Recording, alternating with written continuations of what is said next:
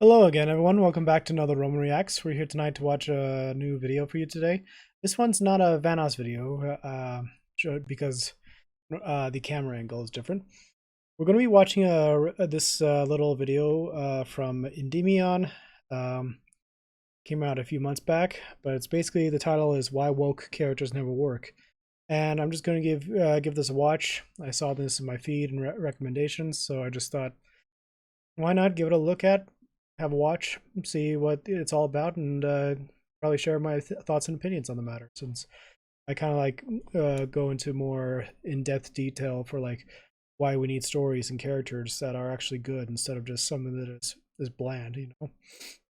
Anyway, let's get right into it and have some fun. Editor, all right. Not sure what to expect from this. No doubt, there's going to be some people who do watch this. They'll just dismiss me and my thoughts, but I don't mind. I don't care. I'm just here to watch, get my opinion on the matter, and yeah, just get something interesting here. Anyway, load it up. Here we go. What's up everyone, it's Endymion, and in this video I want to cover quite a few pressing issues across the modern media landscape. From video games to comics and even streaming services, it seems the lengths corporations will go to these days to ruin everything we love is still going strong. So let's talk about a lot of the craziness going on, and I also want to show how other creators are giving us strong examples that good stories can still happen too. To start off, I want to talk about Final Fantasy XVI, which is by far my most anticipated game this year. That game stars Clive Rosefield, who goes on a journey of revenge across the world as it's torn asunder by massive kaiju beings known as Icons. The gameplay looks incredible as it's designed by Ryota Suzuki, who's the mastermind behind action masterpieces like Devil May Cry 5. Everything about Final Fantasy XVI looks like it's going to be a Game of the Year contender and will be one of PlayStation 5's most important titles this year. But amidst the hype, there's been a souring controversy from woke activists who've claimed Square Enix is racist because there's not enough people of color within Final Fantasy XVI. It's incredible to me that you can look at a game like this, which is made by Japanese developers no less, and somehow instead of being excited to play, people will actually look for any reason to get upset or triggered. That is very true. There's so many people out there who just want to have something that they think should fit in their story, yet it's the creator the creator has his own detail in it. He has his own story, he has his own path, he has his ideas, and he doesn't want anyone else to tell him otherwise. The devs have explained already that 16's world of Valisthea is a direct homage to medieval Europe. Its showcasing of primarily white characters is because Valisthea is an isolated realm. Naoki Yoshida, who's one of the leading producers on the game, spoke out against the outrage, saying, and I quote, "This is a difficult question, but not one that was unexpected, seeing as diversity in entertainment media has become a much discussed topic as of late. The answer I have, however, may end up being disappointing to some depending on individual expectations. The game's design has heavily featured medieval Europe, and rather than create something on a global scale, it was necessary to limit the scope to a single landmass, one geographically and culturally isolated from the rest of the world in an age without airplanes, television, or telephones. Due to the underlying geographical, technological, and geopolitical constraints of this setting, Valisthea was never going to realistically be as diverse as, say, a modern-day Earth, or even Final Fantasy XIV that has an entire planet and moon worth of nations, races, and cultures at its disposal. The isolated nature of this realm, however, does end up playing a large part in the story and is one of the reasons Valisthea's fate is tied to the rest of the world. Ultimately, we felt that while incorporating ethnic diversity into Valisthea was important, an over-incorporation into the single corner of a much larger world could end up causing a violation of those narrative boundaries we originally set for ourselves. The story we are telling is fantasy, yes, but it is also rooted in reality. It can be challenging to assign distinctive ethnicities to either antagonist or protagonist without triggering audience preconceptions, inviting unwarranted speculation, and ultimately stoking flames of controversy.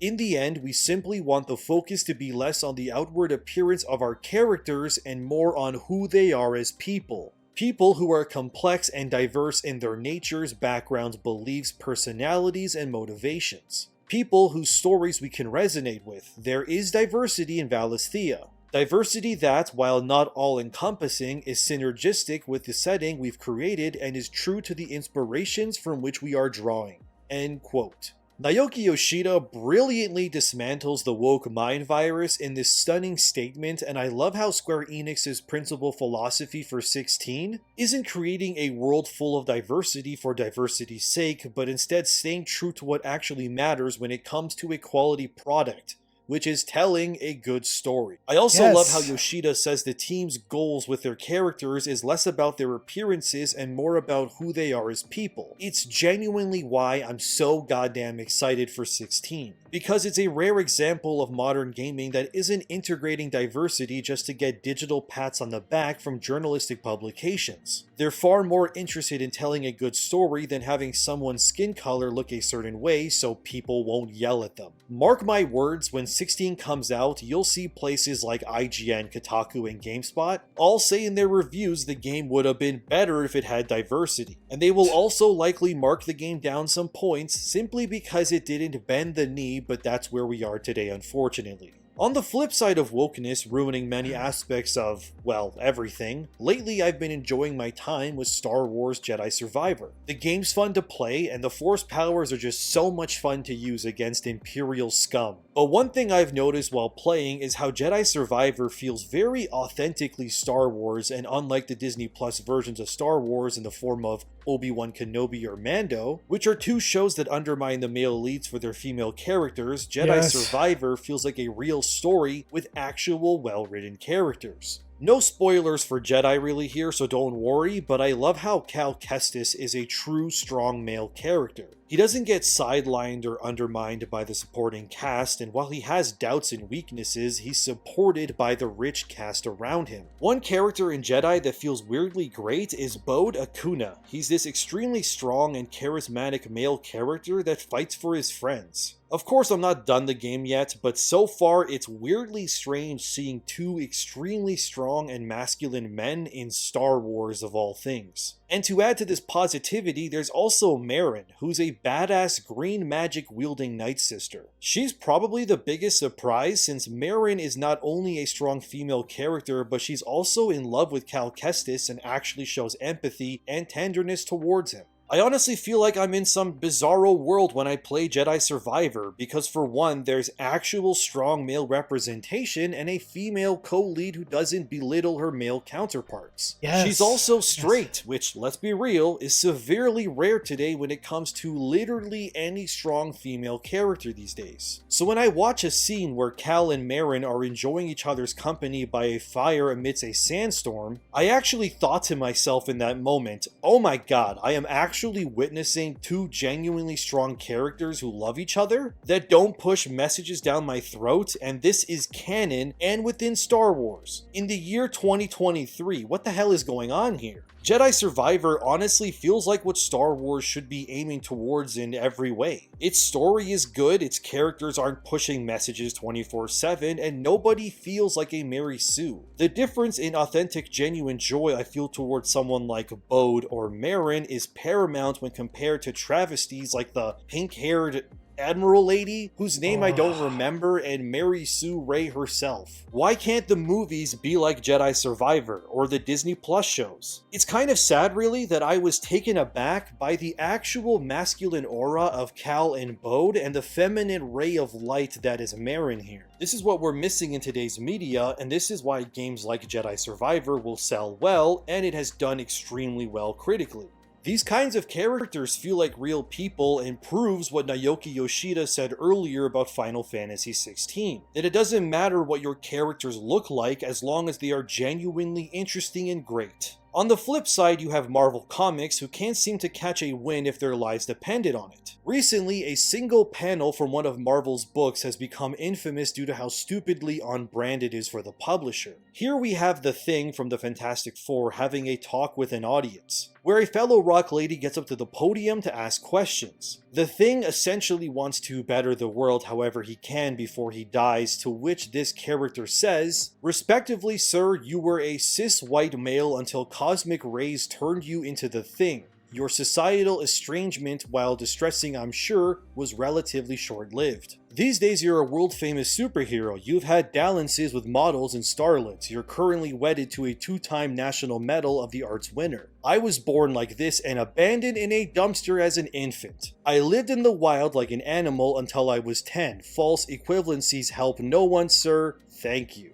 What you just said is one of the most insanely idiotic things I have ever heard. Jesus Christ. This is a prime example of why things like woke ideology ruins media for the worse. Firstly, this character, who honestly I don't care what their name is, just stands there looking about as generic and boring as it gets. The art is awful, and these characters decide to speak only to voice how oppressed they are and why everyone should give them special treatment. Then you have another equally insufferable character design below, and I just have to say I genuinely hate that modern comics feel the need to absolutely fill their panels with word vomit. Comic books are a visual medium. I understand characters need to say things, but Jesus, just look at these panels in full. I feel exhausted just looking at it. Please, Marvel, for the love of God, say more with your art and condense these essay panels. Why do woke creators feel the need to litter their awful media with walls of text? The duality of Marvel and Disney as a whole is clear that they are capable of good stories and characters at times. Jedi Survivor, which is a Disney licensed product, proves that the brands under Mickey Mouse are capable of telling genuinely great stories with solid characters. And the fact the same company that gave us that allows things like this to happen is why places like the American comic book industry is in such bad shape these days. As if this tone deafness wasn't bad enough, we have America's newest superhero coming to sweep the nation.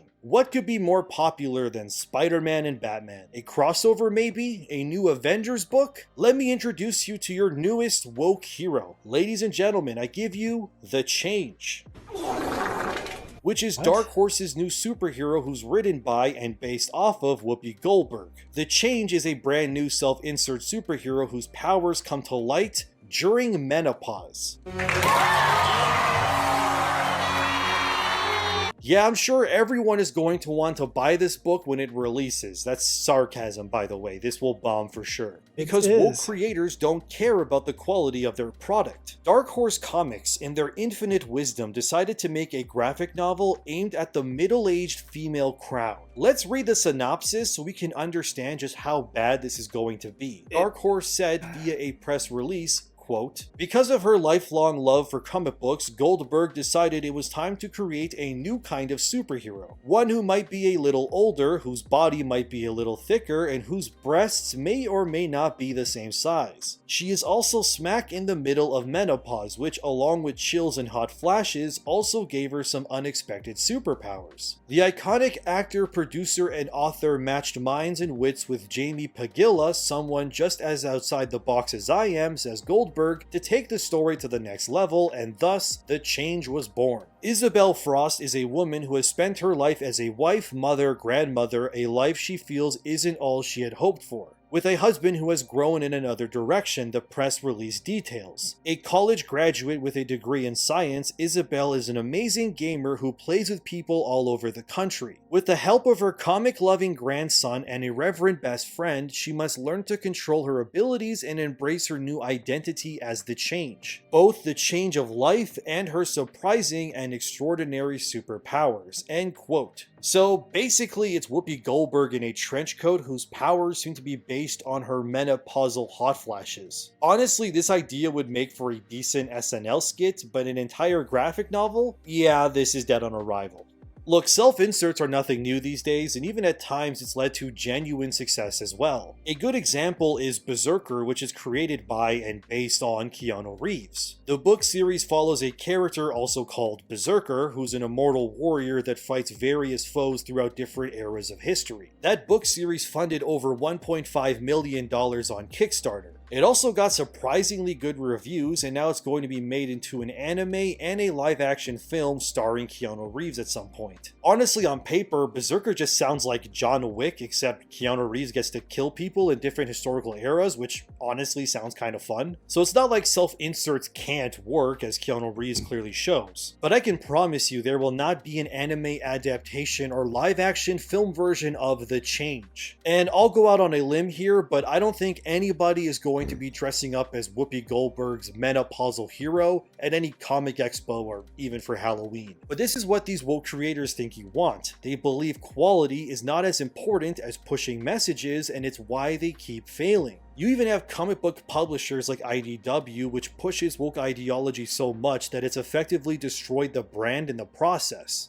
Despite having access to IPs like Ninja Turtles, Star Trek, and Sonic the Hedgehog and more, IDW has failed because they've pushed wokeness instead of actual stories with good characters. This has led to IDW stocks dropping by 46%, and because of this, the comic company has been forced to lay off around 40% of their staff. And yet none of this nonsense would happen if you just focused on telling good stories with actual relatable characters. But these idiots would rather die than admit defeat when it comes to their ideology. And their hubris is leading to the systematic death spiral of entire brands and companies because of it. Another great example of wokeness being surface level is the comic book series The Pride. Have you heard of this one? If not, I'm not surprised, since the series never really got off the ground and barely sold any copies. The Pride is created by Joe Glass and Ryan Cody, and it's published by Queer Comics. Yeah, I know, they're literally called Queer Comics. Talk about making your sexuality your entire identity. Anyway, The Pride is explained according to its official description as: frustrated by a lack of representation in the superhero big leagues, Fabman decides to assemble his own team, made up exclusively of gay and lesbian heroes, but in the process draws the attention of the Deacon, a shadowy figure who sees them as an easy target for his sinister plans. Based on this description alone, it's quite literally a team of superheroes that are brought together not because of their trauma, or dare I say willingness to deliver justice, but instead they are simply a team because they're all gay. Even the Superman-like leader of the team is Fabman, who leaves rainbows in his wake as he flies through the air. You couldn't be more identity politically driven if you tried. It's no wonder The Pride is barely known and sold next to nothing, because even if these characters are interesting, they're designed and described as existing simply as representation alone. They're the complete opposite of Cal Kestis or Marin in Jedi Survivor, or how Square Enix is going about their world with Final Fantasy XVI. The Pride's entire reason for existing begins and ends with their sexuality. And that's why it never took off. It honestly sounds more like a parody and could have been a cynical deconstruction of woke identity politics, sort of how The Boys is for superhero comics. But it's played completely straight, which is funny since of how gay everything in it is. Why do you think people don't really care anymore about new superhero movies about stuff like the Marvels or the Eternals? Because all of these woke-infested products exist simply for agenda's sake, and it's why it feels so weirdly out of place when I see actual strong male characters in media. The idea of having to tell real stories with actual characters is terrifying to modern-day creators. Why do you think the writer's strike is happening right now in Hollywood? One of the primary reasons is because studios want to replace writers with AI and have these programs run algorithms to come up with scripts. And then these scripts will be looked over by 1 or 2 writers at best, and then the ChatGPT written script can be fast-tracked into a movie, erasing the human touch and the cost of paying people for their creativity. You think wokeness is bad now? Just wait till Disney and others funnel their future scripts through an AI that is fed, quite literally, all of the woke ideological infested data it can, and then takes all of that knowledge and garbage and focuses it into hundreds, if not thousands, of potential scripts. You think The Pride is bad or crap like The Change? They were created by a few people brainstorming ideas. The level of wokeified putrid sludge that will inevitably be created by the hands of AI that's been programmed by identity politics will be legendary. It'll be like a super gay version of frickin' Ultron, whose sole purpose is to take anything it's given and turn it into the gayest thing you've ever seen. I can't take it anymore! I just want to die! So don't tell me talking about and calling these things out is annoying, because look where complacency and not gatekeeping has brought us to. The floodgates have been opened, the woke army has rushed the king, and my friends, the throne is vacant. Woke ideology will not stop until everything you love is transformed to fit every politically correct agenda conceivable. So what will you do when the next era of garbage arrives? Will you be content standing aside while evil wins, or will you stand and call these things out and push back? Remember that history has always been written by the victor, and unless you fight back, your history and everything you love will be rewritten to fit what others deem correct. And that's why woke characters will never work, because they're not designed to do that in the first place. They exist simply to replace and reduce the status quo until they become the new standard. So if you're tired of this, then speak up, question everything, and never stop. Thank you for watching, and I'll see you in the next one.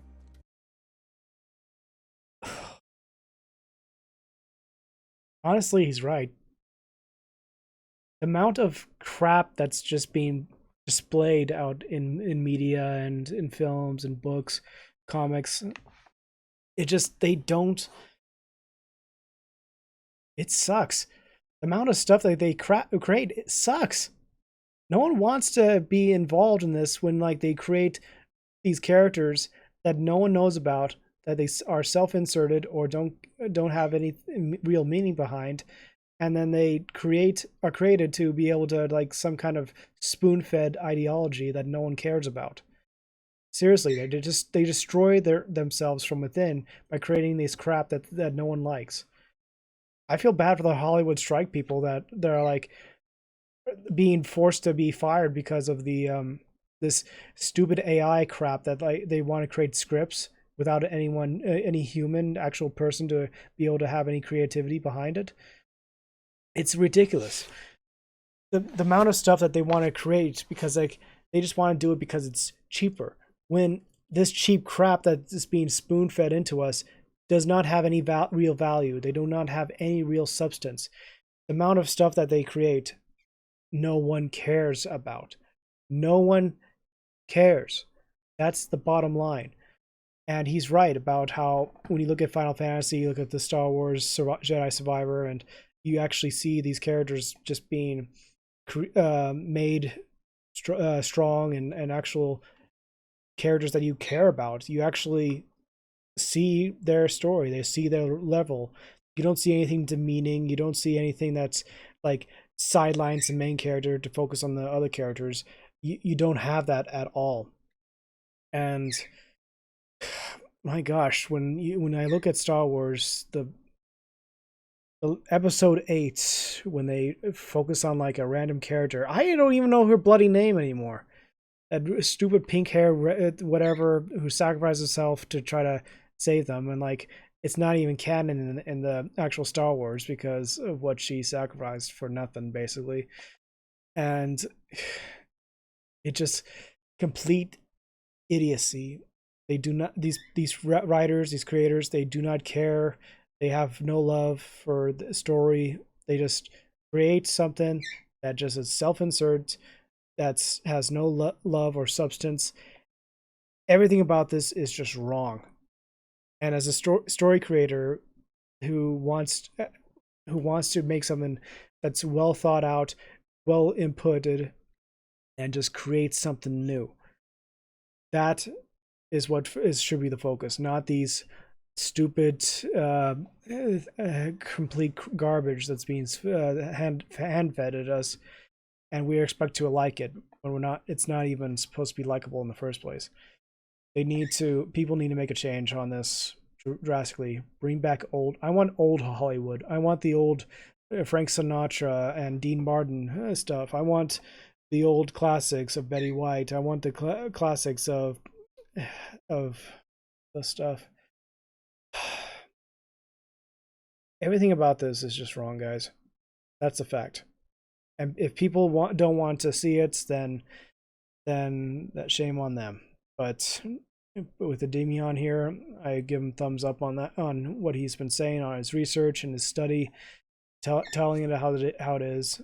Heck, if I get a chance, maybe I look into Final Fantasy myself and see if I can play it, or maybe get into Jedi Survivor and play that series. But yeah, just the amount of stuff that goes on nowadays is just complete filth. Just complete idiocy, filth and idiocy, and we're expecting to like someone who's swimming in his own garbage and expects everyone to like what he's doing. It's just, it's ridiculous. Anyway, that's all for me, guys. I hope you like my reaction and just getting an insight on it, and just